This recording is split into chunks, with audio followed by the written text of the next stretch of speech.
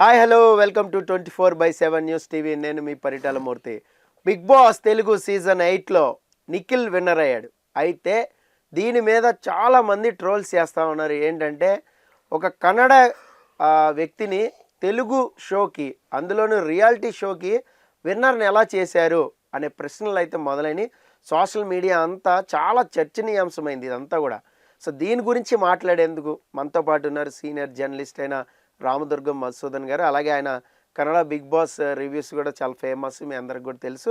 So ఆయన పలకరించి అసలు ఏం జరిగింది అనేది తెలుసుకునే ప్రయత్నం చేద్దాం. నమస్తే సార్. నమస్తే అండి sir. Telugu Bigg Boss season 8 ముగిసింది. సో గౌతమ్ వర్సెస్ నిఖిల్ బాగా టఫ్ ఫైట్ అనేది జరిగింది. బట్ నాకు ఒక అసంతృప్తి ఉంది, ఫస్ట్ అది చెప్తాను. అది చుట్టేసినట్టు ఉంది, ఏదో అంత ఎగ్జైట్మెంటు, ఒక విన్నర్ని చూస్తున్నాం మనం, ఆ క్యూరియాసిటీ లేకుండా సప్మన్ చేయెత్తేసి నిఖిల్ విన్నర్ అన్నారు.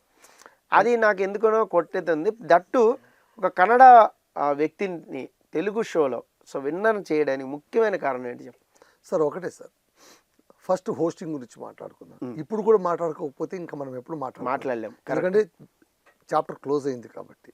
పైగా నాగార్జున గారు మరో బాంబు కూడా మన పైన వేసిపోయారు. వచ్చే బిగ్ బాస్ సీజన్లో మళ్ళీ కలుద్దామని. సో ధన్యోస్మి. సో ఇక్కడ అసలు ఫస్ట్ ఆఫ్ ఆల్ హోస్టింగ్ అనే దాన్ని ఓన్ చేసుకోవాలి, దానికి ఒక ఆకలి ఉండాలి. అది నాకు ఎందుకో నాగార్జున గారిలో కనిపించలేదు. No doubt he's a super actor, Telugu hero, అందరూ no doubt. The great versatility actor ANR కుమారుడు, తనకంటూ ఒక కెరీర్ నిర్మించుకున్నవాడు, ఒక సామ్రాజ్యాన్ని విస్తరింపచేస్తున్నటువంటి బిజినెస్ మ్యాగ్నెట్. ఇవన్నీ కూడా ఫస్ట్ ర్యాంక్లోనే గోల్డ్ మెడల్స్ ఆయనకు. కాకపోతే తన ఇంటి పెరట్లో పెట్టుకున్నటువంటి బిగ్ బాస్లోన ఆయన హోస్టింగ్ ఎందుకు అంత క్యాజువల్గా మారిపోయింది? బహుశా ఆయన దాన్ని చాలా లైట్గా తీసుకోవడం, అంతే సార్, ఏ ముందులే నడుస్తోంది కదా అని అనుకోవడం. యాక్చువల్గా మీరు ఒకటి ఆలోచించండి, కన్నడ బిగ్ బాస్లోనే కిచ్చా సుదీప్ అదే చెప్తున్నాడు. నిన్న చాలా అద్భుతమైన మాట చెప్పాడు. కొంతమంది మమ్మల్ని అనవసరంగా నామినేట్ చేస్తున్నారు, కారణాలు సరిగ్గా చెప్పట్లేదు, వరస్ట్ ప్లేయర్ని ఇచ్చేస్తున్నారు అంటే ఇవ్వనివ్వండి, నామినేట్ చేయనివ్వండి. అరే వాడు నామినేట్ చేస్తున్నప్పుడు ఏ కారణం ఇస్తాడో అది చూస్తున్న సమస్త ప్రేక్షకులకు వాడి స్టాండర్డ్ ఏంటో తెలుస్తుంది. అంతే కదా. నిన్ను నామినేట్ చేసేది ఒక్కడే, కానీ బయట నిన్ను గెలిపించే వాళ్ళు లక్షల మందిలో ఉంటారు. వాళ్ళు నిన్ను ఓట్లు వేసి ఎప్పుడు నామినేషన్ నుంచి బయటికి తెస్తూనే ఉంటారు. వాళ్ళు ముఖ్యం, కానీ నామినేట్ చేసేవాడు నీకు ఎప్పుడు ముఖ్యం కానే కాదు. Let them nominate you, let people know what standard he's maintaining. అదే నా మాట. ఇక్కడ కూడా నేను అనేది హోస్టింగ్ ఎట్లా చేశాడో అని కాదు, ఆయన అలా చేయడం వల్ల ఏ స్టాండర్డ్ను సెటప్ చేస్తున్నాడు, అది చాలా ముఖ్యం. నేను పదే పదే కన్నడ బిగ్ బాస్ని ఎందుకు చెప్తున్నాను అంటే, ఇది 11వ సీజన్, ఆయన చివరి సీజన్. అవును, నేను మళ్ళీ చేయను అని చెప్పాడు, ట్వీట్ కూడా చేసేసాడు. ఒక ఛానల్ వాళ్ళు, న్యూస్ 18 ఛానల్ వాళ్ళు ఇంటర్వ్యూ చేశారు. ఇంటర్వ్యూ చేసినప్పుడు ఆయన ఒక మాట అన్నాడు, నిజమే, ఇంకెంతకాలం చేస్తాం, 11 ఏళ్ళు చేసేసాను, చాలా అనిపించింది. పైగా నేను బిగ్ బాస్ సీజన్ బాగా చేస్తున్నానని మెచ్చుకునే వాళ్ళు కొంతమంది అయితే, ఎప్పుడు బిగ్ బాస్ హౌస్లో పడి ఉంటాడు, సినిమాలు చేయట్లేదని నా అభిమానులు నన్ను తిట్టుకుంటున్నారు. నేను వాళ్ళకు కూడా న్యాయం చేయాలి కదా. సరే, ఈ 11 ఏళ్ల పాటు నేను ఒక బుర్జ్ ఖలీఫా లాంటి ఒక పెద్ద కట్టడాన్ని కట్టాననే గర్వం నాకుంది. భద్రంగా నాకు అప్పగించిన బాధ్యతను చాలా చక్కగా నిర్వర్తించాను, నాకు ఆ తృప్తి ఉంది. అంతే నేను ఆలోచిస్తా. నా తదనంతరం నా పక్కన బిల్డింగ్ కట్టేవాడు అంత మించి కడతాడా, అంతే కడతాడా, అంతకంటే తక్కువ కడతాడా, అది నాకు సంబంధించింది కానే కాదు. But I set some standards. ఒక హోస్ట్గా సుదీప్ చెప్పిన మాటను ఇప్పుడు నాగార్జున గారికి నేను ఆపాదిస్తున్నాను. ఒక హోస్ట్గా మీరు కొన్ని స్టాండర్డ్స్ అప్హోల్డ్ చేయాలి. ఇప్పుడు బిగ్ బాస్ హౌస్ మీకు క్యాజువల్ అయి ఉండొచ్చు, ఒకటి మీరు గమనించండి, డాక్టర్కి క్యాజువల్గా ఉంటుంది, పేషెంట్కే టెన్షన్ ఉంటుంది. ఓటీ అంటే పేషెంట్కే టెన్షన్. అలాగే చూస్తున్న ప్రేక్షకులకు టెన్షన్, కొట్టుకు చచ్చారు. కన్నడ బ్యాచ్ ఈ కన్నడ బ్యాచ్ వాళ్ళకు విధవులకు ఇవ్వద్దండి పెద్ద దుమారం ప్రాపగాండ కూడా గౌతమ్ని అందుకనే ముందుకు తీసుకుపోయారు.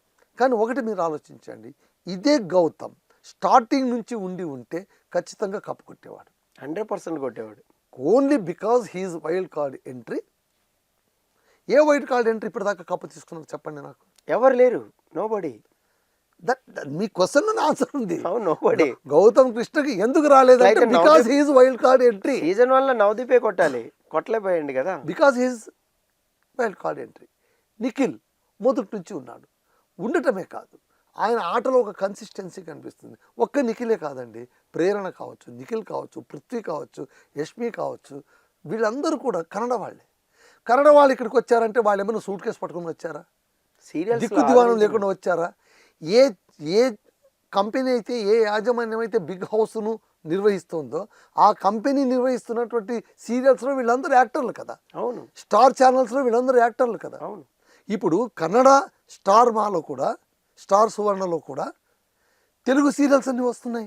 కన్నడ సీరియల్స్ మధ్యాహ్నం పూట, ఇవాళ మధ్యాహ్నం పూట రేపటి నుంచి వచ్చేటువంటి 3 సీరియల్స్ కూడా తెలుగు డబ్ సీరియల్సే.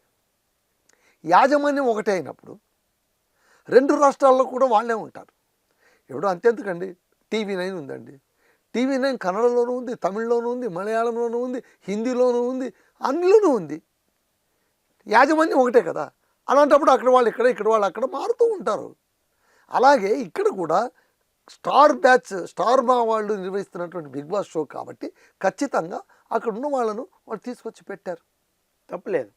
బహుశా వాళ్ళు సరైన వాళ్ళు దొరకలేదేమో, సెలబ్రిటీస్ దొరకలేదేమో, తెలుగు సెలబ్రిటీస్ రాము అన్నారేమో. మనకు బిగ్ బాస్ స్టార్ట్ కాకముందు ఎంతోమంది పేర్లు కనిపిస్తాయి, వాళ్ళు వస్తారట, వీళ్ళు వస్తారట, వీళ్ళు వస్తారట, వాళ్ళు వస్తారట. చివరిగా షో బిగిన్ కాగానే వీళ్ళు సీరియల్ వాళ్ళే ఉంటారు సగం మంది, అంతే కదా. అంతే. సో దీన్ని మనం అర్థం చేసుకోవాలి. అలాగే పోనీ కన్నడ బ్యాచ్ వాళ్ళని మీరు పార్షాలిటీ చూపించడానికి తెలుగు వాళ్ళు అద్భుతంగా ఆడుతూ ఉండి కూడా కన్నడ వాళ్ళను అనవసరంగా పైకి లేపారని మీరు ఫీల్ అయితే ఇట్స్ ఓకే. అంటే నాకు తెలిసి ఏంటంటే యాక్చువల్గా నిఖిల్ ఏదైతే గేమ్ ఆడాడో డే 1 నుంచి అలాగే ఆడాడు, అంతే. సో మీకు ఎక్కడా కూడా వేరియేషన్స్ లేవు. ఫ్లిప్ అయిపోయాం, అట్లా ఫ్లిప్ అయ్యాం, ఇట్లా. బట్ చాలా మంది నువ్వు ఫ్లిప్ అయ్యావని నిరూపించడానికి ట్రై చేశారు కానీ కాలేదు. ఇక్కడ చూడండి, బయట నుంచి వచ్చినప్పుడు ఇప్పుడు wild card entry nominations, X house mates nomination జరిగినాయి. సో వాళ్ళు లోపలికి వచ్చారు. యాక్చువల్గా వాళ్ళు రీఎంట్రీ ఉంటుంది అనుకున్నారు, రీఎంట్రీ కాదు, వాళ్ళు వచ్చి నామినేట్ చేయాలి. వెళ్ళిపోయారు. ఆ నామినేట్ చేసినప్పుడు కూడా మీకు టార్గెట్ చేసింది ప్రేరణని, యష్మిని, నిఖిల్ని. అవును. ఎందుకు అంటే వీళ్ళ మీద నెగిటివిటీ ఉంది, బయట గ్రూప్ గేమ్ ఆడుతున్నారని ఒక సెన్స్తోనే వచ్చారు. వచ్చి ఏం చేశారు, అక్కడ రీజన్ పర్ఫెక్ట్గా లేకపోవడం. ఇందాక మీరు అన్నారు కదా, ఆ రీజన్ స్టాండర్డ్స్ని సెట్ చేస్తుంది అని. ఆ రీజన్ కరెక్ట్గా ఇవ్వలేకపోవడం వల్ల అక్కడ నిఖిల్ హీరో అయిపోయాడు. ఖచ్చితంగా సీత వచ్చి ఎప్పుడైతే సీత వచ్చి నీవు అమ్మాయిని ట్రాప్ చేసి వాళ్ళు నామినేట్ కాకుండా నీ గేమ్ నువ్వు ఆడుతున్నావు, నీ గేమ్ కోసం వాళ్ళు ట్రాప్ చేసావు మాట ఎప్పుడైతే ఆమె ట్రాప్ చేసి వాళ్ళని వేపు తిప్పుకుని వాళ్ళు ఎలిమినేట్ అయ్యేలా చేస్తున్నావు ఎప్పుడైతే అనిందో అప్పుడు ఆయన గ్రాఫ్ అమాంతంగా పెరిగిపోయింది. ఎప్పుడైనా కానీ ఒకటి చెప్తాను చూడండి, మీరు చూడండి ఈవెన్ నామినేషన్లో కూడా చూడండి, ఒక వ్యక్తిని అందరూ లాస్ట్ టైం పల్లవి ప్రశాంత్ అని అందరూ టార్గెట్ పెట్టి నామినేట్ చేశారు. అమర్దీప్ అయితే బంట బూతులు తిట్టాడు, రే మేము బీటెక్ వాళ్ళరా, మేము నిరుద్యోగులు రా, నా కొడుకు నువ్వు పొలం పనులు చేస్తే నేను ఈ పని చేస్తాను రా. ఏం వర్కౌట్ కాలే. అదే చెప్తున్నా. అప్పుడు ఏమైపోయింది, నువ్వు ఎంత గట్టిగా కార్నర్ చేస్తే వాడు అంత గట్టి పడతాడు. నువ్వు ఎవరిని ఎక్కువగా నామినేట్ చేస్తే వాడే గెటాన్ అవుతాడు. అంటే వీళ్ళ ఉద్దేశం ఏంటంటే సార్, నాకు అనిపించింది ఇన్ని సీజన్లు చూసిన తర్వాత, ఇప్పుడు మీలో ఉన్న ఒక ఫ్లా ఆర్ మీలో ఉన్న ఒక డిఫెక్ట్ అనుకోండి, వాట్ ఎవర్ మీ ఆలోచనలో ఉన్న డిఫెక్ట్ అనుకోండి, మీ బాడీ లాంగ్వేజ్ అనుకోండి, మీ గేమ్ అనుకోండి, ఆ డిఫెక్ట్ని బయట పెడితే జనాలు క్యాచ్ చేస్తారు అనుకుంటారు. అవును, అది గౌతమ్ చేసింది కూడా అదే స్ట్రాటజీ. సో గౌతమ్ ఎందుకు ఫెయిల్ అయ్యాడు, అక్కడ రన్నరప్గానే ఎందుకు మిగిలిపోయాడు, స్టార్టింగే ఎందుకు ఎలిమినేట్ అయిపోవాల్సి వచ్చిందంటే, సో మీరు ఎలా ఆడుతున్నారో మీ గేమ్ని బయట పెడదామని 4-5 రాళ్ళు వేసాడు. బట్ ఏమైంది, అక్కడ మీ గేమ్ బయట పడకపోగా మీ క్యారెక్టర్ బయటకు వచ్చేసింది. అంటే ఇప్పుడు గౌతమ్ని ఏమన్నారంటే చాలామంది, ఓకే బ్రదర్, నిఖిల్, పృథ్వీ, యష్మి, ప్రేరణ ఒకటే అనుకుందాం, గ్రూప్ గేమ్ అనుకుందాం, మరి నీ పక్కన ఉన్న వాళ్ళు కళ్ళు మూసుకున్నావా, అవినాష్, రోహిణి, తేజ కలిసి ఆడుతారుగా, అంతే కదా, ఇలా పాయింట్అవుట్ చేశారు. అంటే నీకు ఇటు సైడే కనపడింది తప్ప ఇటు సైడ్ కనపడలా. నువ్వు ఇది కానీ బ్యాలెన్స్ చేసి ఉంటే ఎప్పుడైనా నామినేషన్లో రోహిణిని చేసున్నా, అవినాష్ని చేసున్నా హీరో అయ్యేవాడు. అప్పుడు మేబీ సోలో గేమ్ ఆడుతున్నావు నమ్ముండేవాళ్ళు జనాలు. సార్ నాకైతే అక్కడ కొంచెం నాకు బాగా అనిపిస్తున్నది ఏంటంటే, ఐ లవ్ తెలుగు ఆడియన్స్. వాళ్ళకి ఖచ్చితంగా గట్టి ప్రశంసలు ఇవ్వాలి, మనం చప్పట్లు కొట్టాలి, 100% ఇవ్వాలి. ఎందుకంటే నువ్వు ఎంతగా ప్రేరేపించినా, ఎంతగా ప్రొవోకేట్ చేసినా, ఎంతగా లాంగ్వేజ్ ఫీలింగ్ తెచ్చినా వాళ్ళు కేవలం ఆటను మాత్రమే చూశారు, బిగ్ బాస్ షోనే చూశారు. వాళ్ళకి ఇవన్నీ పట్టవు. They are Bigg Boss lovers, that's all. ఈ రోజు నిఖిల్ వస్తాడు, రేపొద్దు అఖిల్ వస్తాడు, రేపొద్దు ఇంకోటి ఎవడో వస్తాడు. ఇమ్మెటీరియల్ వాళ్ళు కాదు, గేమ్ ఎవడు ఎలా ఆడుతున్నాడు, నాకు నచ్చుతోందా లేదా, అది ప్రయారిటీ. అంతేగాని ఇప్పుడు తెలుగువాడు అయ్యేవాడు ఎలా పడితే అలా ఆడితే వాడిని ఎందుకు గెలిపించాలి? అదే కదా, ఫస్ట్ నుంచి కూడా వీళ్ళు తెలుగు వాళ్ళనే ఎలిమినేట్ చేస్తా పంపించారు. సో మీకు నేను ఒక ఎగ్జాంపుల్ చెప్తాను. సీజన్ 2లో కౌశల్ అసలు ఎవరో కూడా తెలియదు. సో కేవలం హౌస్ మేట్స్ టార్గెట్ చేయడం వల్లే గట్టిపడిపోయి అతను గేమ్ ఆడుతున్నాడని తెలిసిన తర్వాత కూడా చాలామందికి తెలిసింది, కొంత వర్గం విభేదించింది. కౌశల్ కావాలని యాక్ట్ చేస్తుండు, కావాలనే తను టార్గెట్ చేయించుకుంటున్నాడు జనాలకి. ఇది తెలుస్తున్నా కూడా ఏం చేయలేకపోయారు ఇంకా. ఎందుకు అంటే దాన్ని నిరూపించడానికి పాయింట్ అనేది లేదు. ఒక వర్గం పక్కకు వచ్చినా కూడా కౌశల్ కాదు, ఇది గేమ్ కరెక్ట్ కాదు, ఇదంతా డ్రామానే, ఇదంతా యాక్టింగ్ అని చెప్తున్నా కూడా పక్క నుంచి అప్పటికే గ్రాఫ్ పెరిగిపోయిందమ్మా. అంత సరే డ్రామానే అనుకుందాం, మరి వాళ్ళు ఎందుకు అంత పుల్ చేయాలని చూశారు అనేది ఒక పాయింట్ అయిపోయి అతను హ్యూజ్ విన్నర్ అయిపోయాడు. సీజన్స్ అన్నిటికంటే కూడా టాప్ అనమాట. ఇప్పుడు మీకు కన్నడ బిగ్ బాస్ సీజన్ 11లో కూడా సేమ్ సిచ్యువేషన్ హ్యాపెనింగ్. వాడు హనుమంతు, వాడు వైల్డ్ కార్డ్ ఎంట్రీ వాడు వచ్చింది, వాడు వచ్చాడు, వాడు జానపద గాయకుడు, అద్భుతంగా పాడతాడు. అన్నిటికీ మించి వాడు ఎవ్వరికీ భయపడకుండా తన ఆట తాను ఆడుకుంటూ వెళ్ళిపోతున్నాడు. వాడు ధనరాజుకు దగ్గర ఉన్నా కూడా ధనరాజుకు ఫేవర్ గేమ్ లేదు, మొట్టమొదటి వాడిని నామినేట్ చేస్తాడు. వాడు ఒకటే అంటాడు, ఎవరైనా నువ్వు నన్ను ఎందుకు నామినేట్ నేను చేశాను, నువ్వు నన్ను చేసుకో, నేనేమో వద్దని లేదు కదా, చేసుకో, నేను చేశా, నువ్వు నన్ను చెయ్యి.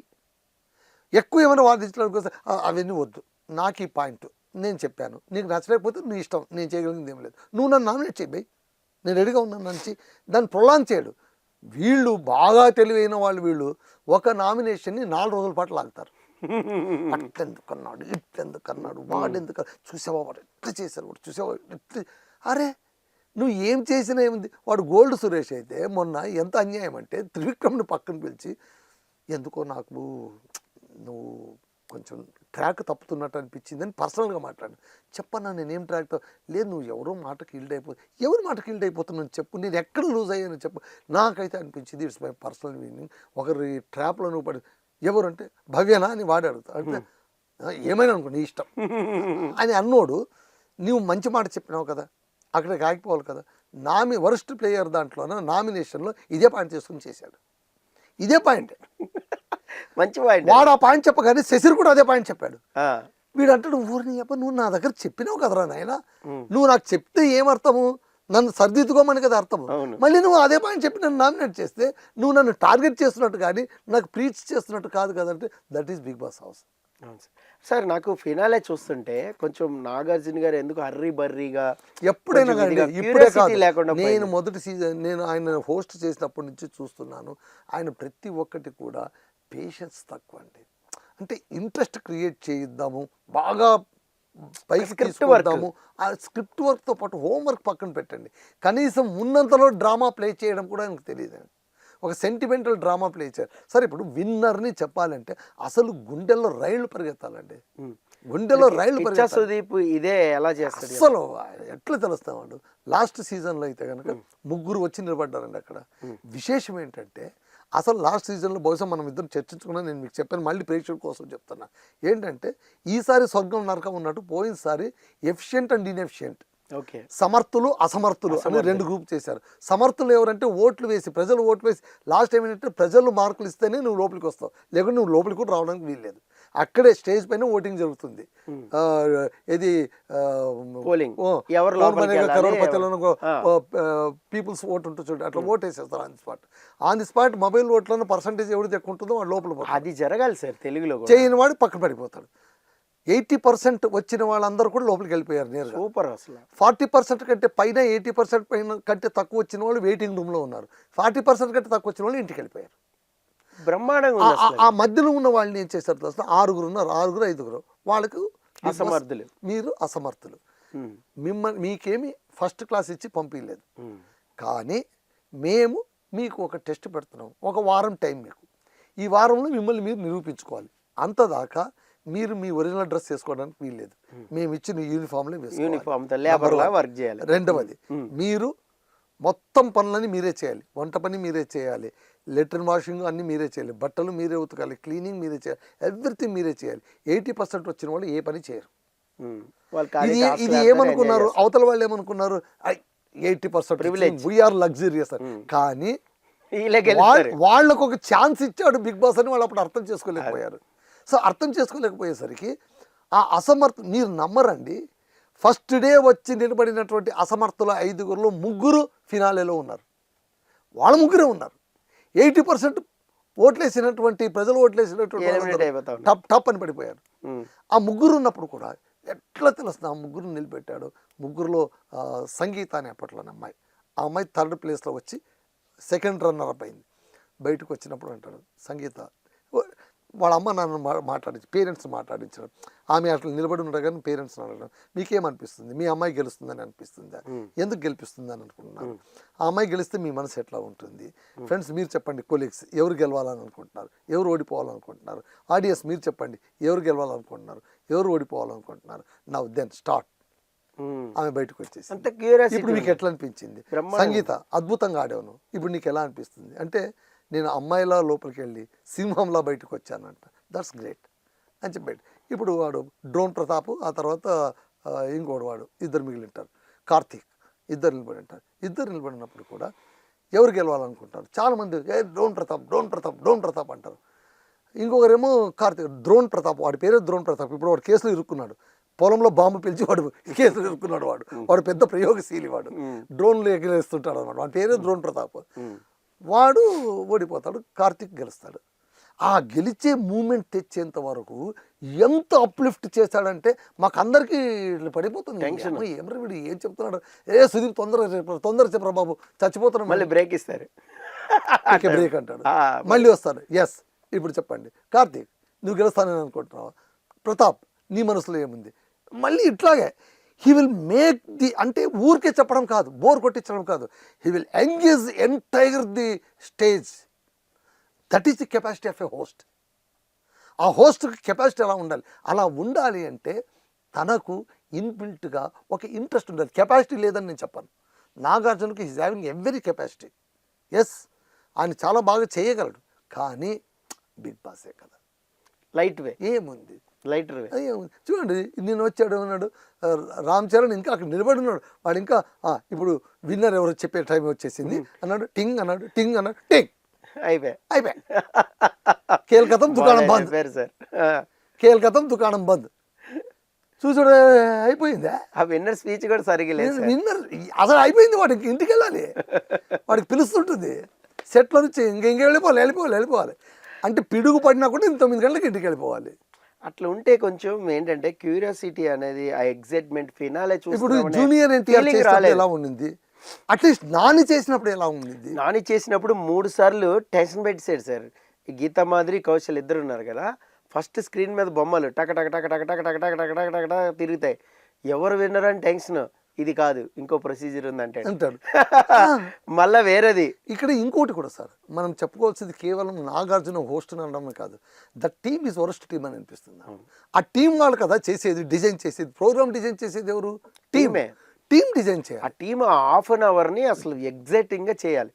అది ఎందుకనో మిస్ అయింది సార్. కన్నడ బిగ్ బాస్ లో నిన్నైతే కనుక సాటర్డే రోజు వాళ్ళు వీడియో క్లిప్స్ తయారు చేశారు. ఏంటంటే నామినేషన్, టార్గెటెడ్ నామినేషన్, 3 కూర్చొని, ఐశ్వర్య, శశిరు, ఆ తర్వాత మోక్షిత, 3 కూర్చొని, ఐశ్వర్య అంటుంది మనం ఇట్లా కాదు, టార్గెటెడ్ నామినేషన్ చేయాలి, వాళ్ళనే నామినేట్ చేయాలి, లేకపోతే వాళ్ళు లెక్క లేకుండా ఉన్నారు, మనం వాళ్ళని టార్గెటెడ్గా ఎట్లాగైనా చేయాలని త్రివిక్రమ్ భవ్య గురించి మాట్లాడితే విశేషం ఏం తెలుస్తుందా, ఆ మాట్లాడి క్లిప్ పొందని అందరూ ఓయమ్మా వీళ్ళ రాజకీయాలు ఆడేదని అందరూ అనుకుంటుంటే, అప్పుడు శశిర్ని అడుగుతాడు, శశిర్ నువ్వెవరు, మొదట మోక్షితను అడుగుతాను, ఎవరిని నామినేట్ చేసావు, భవ్య త్రివిక్రమ్ అండి. ఐశ్వర్య నువ్వు ఎవరిని టార్గెట్ చేసావు, భవ్య త్రివిక్రమ్ ఇదని. శశిర్ నాకు ఈసారి నామినేషన్ చేసే అవకాశం రాలేదు సార్ అంటే, బతికిపోయావు, లేకుంటే నువ్వు ఫిక్స్ అయిపోయి ఉండేదాన్ని, నువ్వు కూడా భవ్య త్రివిక్రమ్నే చేసి ఉండేదానివి, మీరు 3 కలిసి పనిన కుట్ర వీళ్ళకి అందరికీ తెలిసి ఉండేది, టార్గెటెడ్ నామినేషన్ చేస్తారా ఎవరైనా, కొంచెం ఆలోచించాలయ్యా.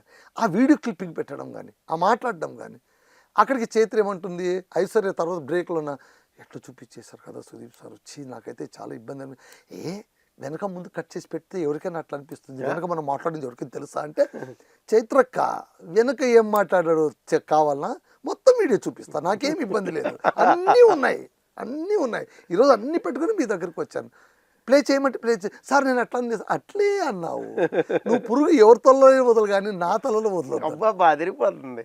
ఇట్లా ఉండాలి సార్ హోస్టింగ్ అంటే. మీరు చెప్తుంటేనే మాకు విజువల్ కనబడుతుంది అక్కడ. అసలు వాడు మాట్లాడడం అసలు నిన్న ఎట్లా చెప్పాడండి, అసలు చివరికి ఒక మాట చెప్పాడు, మంజుకు ఒక మాట చెప్పాడు. మంజు టర్న్ ఉంది, టర్న్ తీసుకున్నా వెళ్ళు, ఎదురుగుండి డెడ్ ఎండ్, నీకు ఛాన్స్ అయిపోయింది. అవతల రోడ్డు ఉంది, యువతల ఏమీ లేదు, ఇక డెడ్ ఎండ్ ఎవరు తెలుసు, గౌతమి. టర్న్ అండ్ మూవ్, ఇంకా అటు పోకానే నీ ఇష్టం, ఇక్కడ ఏం లేదు. మిగిలిన వాళ్ళకి చెప్తారు, మిగిలిన వాళ్ళకి ఏం చెప్తారు తెలుసా, నేను చెప్పింది విని మీరు ఒక అడుగు ముందుకేస్తే మీకే మంచిది, ఒక అడుగు ముందుకు వేయకపోయినా పర్లేదు, అక్కడేనైనా ఉండండి, వెనకడుగు మాత్రం వేయొద్దండి. వేయద్దు. అద్భుతం అసలు. Okay sir, thank you so much. So Telugu ప్రేక్షకులు అందరూ గొప్ప వాళ్ళని సార్ చెప్తున్నారు నిఖిల్ని విన్నర్ చేసినందుకు. సో మరి మీకు ఎలా అనిపించింది అనేది కామెంట్ బాక్స్లో మస్ట్గా కామెంట్ చేయండి. అలాగే next week Kannada Bigg Boss షోలో ఏం జరిగింది అనేది కూడా తెలుసుకుందాం. This is Paritala Murthy signing off. Bye by.